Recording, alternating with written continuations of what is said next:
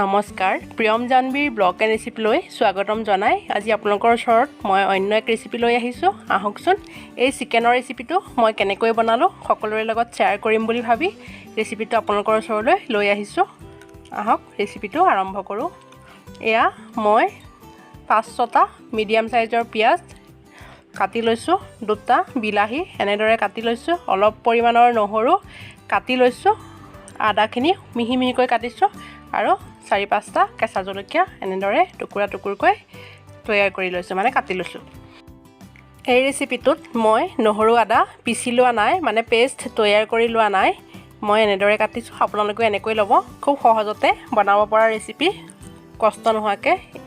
সাধাৰণতে ল'ৰাবিলাকে যেতিয়া মানে ভাড়াঘৰত থাকে বা হোষ্টেলত থাকে এনেদৰে বনাই খাবলৈ খুবেই ভাল, কষ্ট নোহোৱাকৈ। ইয়াত 600 গ্ৰাম পৰিমাণৰ চিকেন আছে। মই চিকেনখিনি ধুনীয়াকৈ ধুই লৈছোঁ নিমখ আৰু নেমু দি।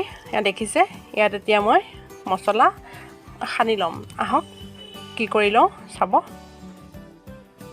প্ৰয়োজন অনুসাৰে হালধি দিছোঁ, হালধিৰ পৰিমাণটো প্ৰয়োজন অনুসাৰে দিব। এতিয়া আধা চামুচ জিৰাৰ গুড়া, সৰু চামুচেৰে 1 চামুচ ধনিয়াৰ গুড়া আৰু সৰু চামুচেৰে 1 চামুচ মিট মছলা মানে চিকেন মছলা, প্ৰয়োজন অনুসাৰে নিমখ, এইখিনি মই ইয়াত দি লৈছোঁ। বৰ্তমান মই ইয়াত জলকীয়াৰ গুড়া ব্যৱহাৰ কৰা নাই, অলপ পাছত সেইখিনি কৰিম। এতিয়া কাটি ৰখা আদা, নহৰু, জলকীয়া, পিঁয়াজ, বিলাহী যিখিনি কাটি লৈছিলোঁ সেইখিনি ইয়াত একেলগে এনেদৰে দি লৈছোঁ।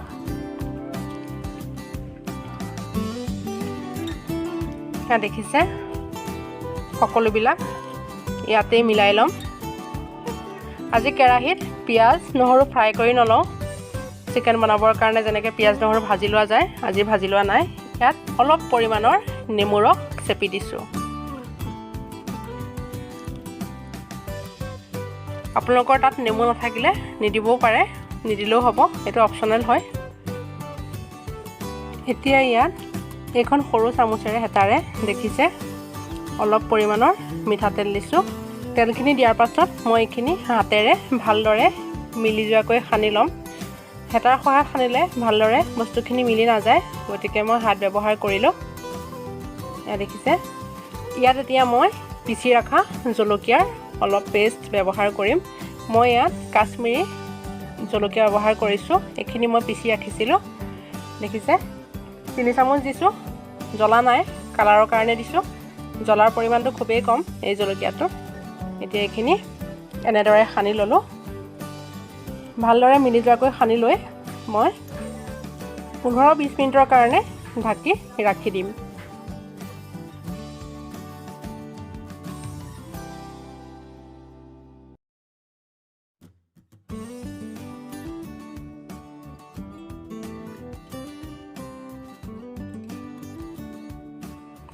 পোন্ধৰ 20 মিনিট হৈ গ'ল। এতিয়া কেৰাহীখন পাতি দি ইয়াত তেল দিছোঁ প্ৰয়োজন অনুসাৰে। তেলৰ পৰিমাণটো আপোনালোকৰ হিচাপে আপোনালোকে দিব। মই মোৰ প্ৰয়োজন অনুসাৰে ইমানখিনি তেল দিলোঁ। এতিয়া ইয়াত 3টা তেজপাত, 5টামান লং, কেইটামান গোটা জালুক, 1টা ডাঙৰ ইলাচি, 3টা সৰু ইলাচি, অলপ পৰিমাণৰ ডালচেনি, 2টা শুকান জলকীয়া, অলপমান চক্ৰী ফুল আৰু অলপ জাবিত্ৰী লৈছোঁ। তেল গৰম হৈ গ'ল। তেল গৰম হোৱাৰ লগতে মই তেজপাত 3টা প্ৰথমতে দি লৈছোঁ আৰু বাকীখিনি মছলা একেলগে দি দিছোঁ। 30-40 ছেকেণ্ডমান এনেদৰে দিয়াৰ পাছত দেখিছে এয়া ইলাচিকেইটা ফুটি উঠিছে, মছলাখিনি এটা ধুনীয়া গন্ধ ওলাই আহিছে। এইখিনি সময়তে মই যিখিনি মাংসৰ পিঁয়াজ, বিলাহী, মছলা সকলো সানি ৰাখিছিলোঁ সেইখিনি ইয়াত এতিয়া দি দিম।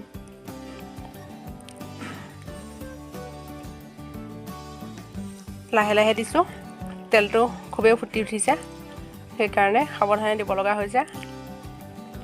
একেবাৰে সহজ ৰেচিপি আৰু এনেদৰে এবাৰ ট্ৰাই কৰি চাব। আমিতো সদায় পিঁয়াজ, নহৰু, মছলা, বিলাহী এইবিলাক মানে তেলত ফ্ৰাই কৰিয়ে চিকেন বনাই খাওঁ ন। আজি মই এনেদৰে বনালোঁ আৰু এনেকৈ খায়ো ভাল লাগিলে। আপোনালোকৰ লগত সেইকাৰণে ৰেচিপিটো শ্বেয়াৰো কৰিলোঁ। গতিকে আপোনালোকে এনেকৈ এবাৰ ট্ৰাই কৰি চাব। আৰু মোৰ চেনেলটোত আপোনালোক যদি কোনোবা নতুনকৈ আহিছে প্লিজ ছাবস্ক্ৰাইব কৰি দিব। তেতিয়া আগলৈ মোৰ এনেধৰণৰ ভিডিঅ' পাই থাকিব। অকল ছাবস্ক্ৰাইবেই নকৰিব দেই, কাষত থকা বেল আইকনটো দবাই দিব, তেতিয়া ন'টিফিকেশ্যন যাব।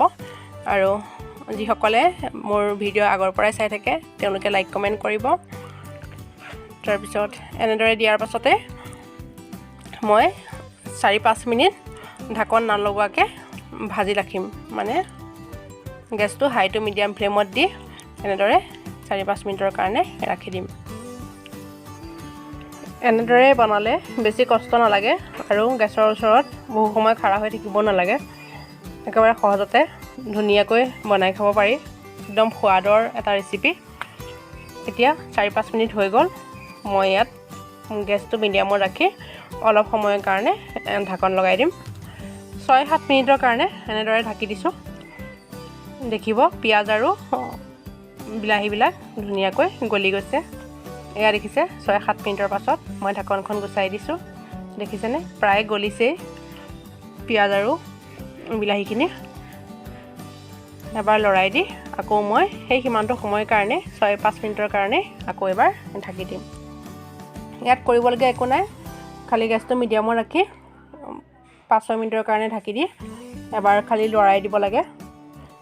মই যেনেকৈ কৈছোঁ একেবাৰে সহজ, আপোনালোকে এবাৰ ট্ৰাই কৰি চাব। তাৰপাছত ক'ব জাহ্নৱীয়ে কি ক'লে, মানে ইমান কম কষ্টৰেনো চিকেন ইমান ধুনীয়াকৈ বনাই খাব পাৰিনে। সঁচাই বহুত ভাল লাগিলে এনেদৰে বনাই খাই।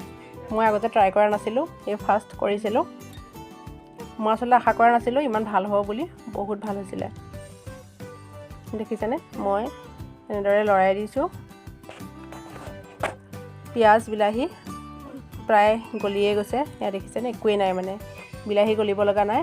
এয়া পিঁয়াজ আৰু বিলাহী গলি এটা গ্ৰেভি হৈছে। এতিয়া মই অলপ সময় ফ্ৰাই কৰি হ'বৰ কাৰণে ঢাকনখন গুচাই ৰাখিছোঁ। তেতিয়া বিলাহী আৰু পিঁয়াজৰ যিটো পানী ওলাইছে সেইটো অলপ শুকাই যাব। এয়া চাওক ধুনীয়াকৈ গলি গৈছে।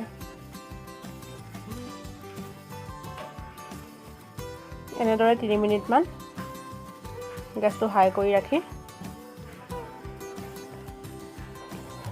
দিছোঁ। এয়া এনেকুৱা জোখতে মই ইয়াত অলপ পৰিমাণৰ পানী দিছোঁ। পিঁয়াজ আৰু বিলাহী ধুনীয়াকৈ ফ্ৰাই হৈ যোৱাৰ পিছত যেতিয়া শুকাই গৈছে অলপ পানী দিছোঁ গ্ৰেভিৰ কাৰণে।